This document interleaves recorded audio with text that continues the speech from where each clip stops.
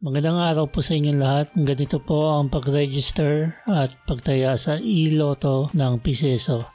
So unang-una, pumunta ka ng iLotto.piseso.gov.ph. Sa homepage may lalabas na I'm 18 plus years old. I-click mo yun kung 18 plus ka na. Tapos sa bandang taas sa kanan, click yung register. Lalabas yung Piseso statement. I-scroll mo lang pababa. Tapos, i-checkan mo lang yung katabi ng I agree. Tapos, click mo na yung next. Then, dyan sa registration page, i-enter lang yung mobile number.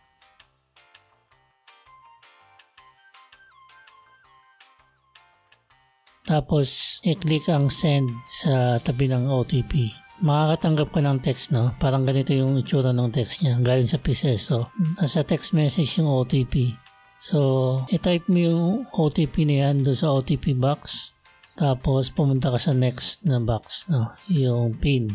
Itong PIN, ito yung password mo, no? Ito yung magiging password mo pagka nag-login ka. So, mag-enter ka dyan ng gusto mong password.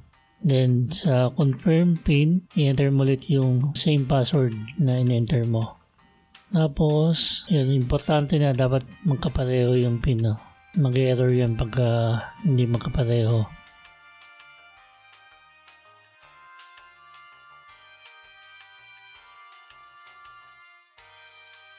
Tapos click mo na yung register.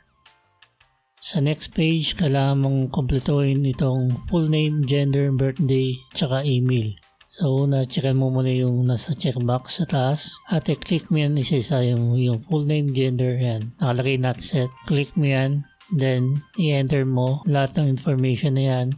Tapos, pag na-enter mo na lahat, click mo na yung submit. Reviewin mo yung information. Kung tama naman, click mo na yung okay.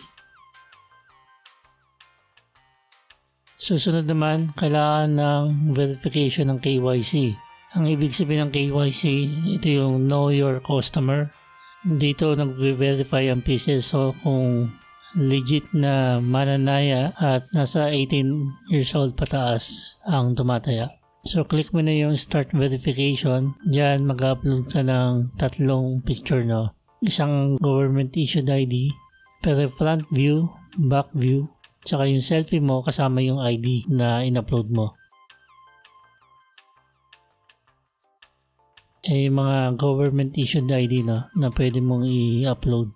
Pag na-upload mo na yung mga pictures, click mo na yung next. Ayan, congratulations na. Click mo yung okay. Mabalik ka sa homepage. Pumunta ka na account. I-click mo yung cash in. Ito yung lalabas na nakalagay sa KYC setting in review. So, antay mo muna yan na maging done. Manually, ina-approve yan ng Piseso. Mga ilang araw mong antayin bago ma-approve. Ito ang pahayag ng Piseso tungkol sa approval ng iLotto accounts. Nais po naming humingi ng pangunawa sa ating mga game players. Nagkakaroon lang po tayo ng kaunting delay sa paggawa ng accounts dahil isinasagawang human verification para masiguro po na walang makakapag-register na below 18 years old. Several days later. Okay, check na natin kung approve na. Pero bago yan, enable muna natin ang GPS kasi kailangan yan kapag tataya ka na. Punta tayo sa ilotto.piseso.gov.ph.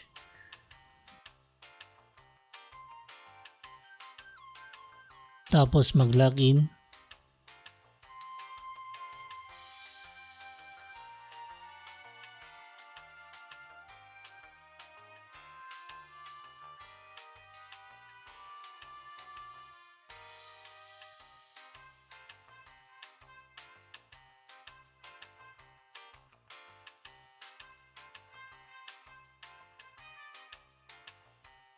Tapos click account. Tapos click cash in. Kapag lumabas na itong cash in ng GCash, ibig sabihin na approve na yung account natin. Kung di pa approve, lalabas pa din yung in review. Makikita na sa ngayon, GCash lang ang enabled. Soon pwede na rin ang Land Bank at Palawan Express. Ang cash in naman via bank deposit or bank transfer, sa ngayon hindi pa pwede. Ayan, blank pa yung bank. Okay, balik tayo sa GCash cash in. Piliin ang amount na ilo-load mo o kaya mag-type ng custom amount. For example, maglo-load ako ng 100. Click yung 100 tapos submit.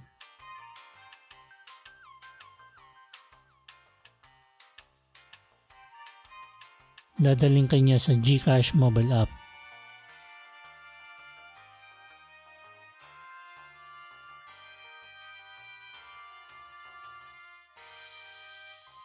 Ayan, naglo-load ako ng 100 pero kulang pala ang laman ng GCash ko. So, back to merchant.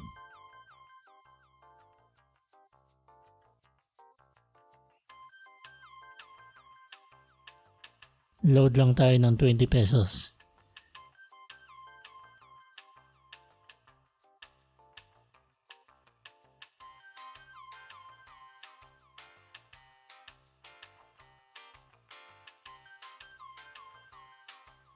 Click proceed.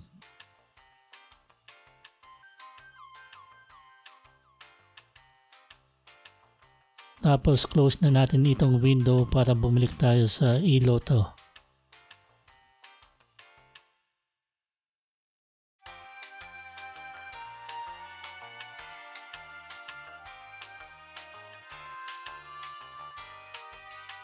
Check mo yung balance kung nag-reflect na yung kinash in mo. Kung okay na, ready ka nang tumaya, balik tayo sa home. Ang makikita mo lang dito yung mga lotto games na bubulahin ngayon. Yun lang ang pwede mong tayaan. For example, tap natin yung 649. Then, pumili lang 6 numbers. Tapos lalabas yung mga options. Kung isang combination lang ang tatayaan mo, pwede mo nang i-click yung buy now. Kung may iba ka pang combination na tatayaan, click mo yung add to cart. Kung nagkamali ka naman ng pagpili ng numero, click mo yung delete icon. Kung alaga mo itong numero, click mo yung favorite icon o yung star icon. For example, alaga ko itong numero, click ko yung favorite icon, tapos pwede ko siyang idagdag sa listahan ng favorite. Pumili ng slot, tapos pwede mong baguhin ang label.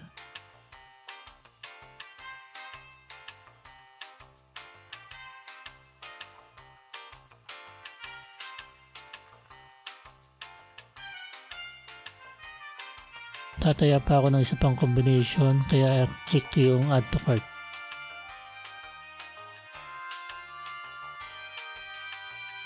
Tapos click ko na yung basket. Reviewin kung tama ang combination bago magbayad.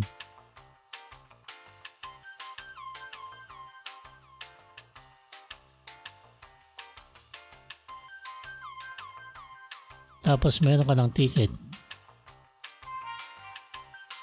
Makikita mo yan sa account mo under ng purchase history.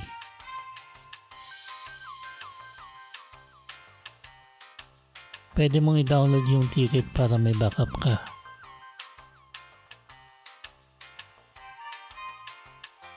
Sa purchase history page, pwede mong i-filter kung ano lang yung gusto mong makita. Halimbawa, gusto mong makita yung hindi pa nabobola. Click mo yung status. Tapos piliin mo yung in progress. Kapag tapos na ang pagbola ng tinayaan mong lotto game, automatic makikita mo kung nanalo ka o talo. Kung nanalo ka ng consolation prize na hindi hihigit sa 10,000 pesos, madadagdag ang prize amount sa balance mo dito sa iLotto. Kung gusto mo i-cash out ang pera mo dito sa iLotto, magpunta lang sa account at i-click ang cash out. Masasend po yan sa GCash account mo. Sana ay nakatulong itong video. Kung may tanong po, comment lang po. Salamat po sa panonood. Good luck po sa atin lahat at God bless.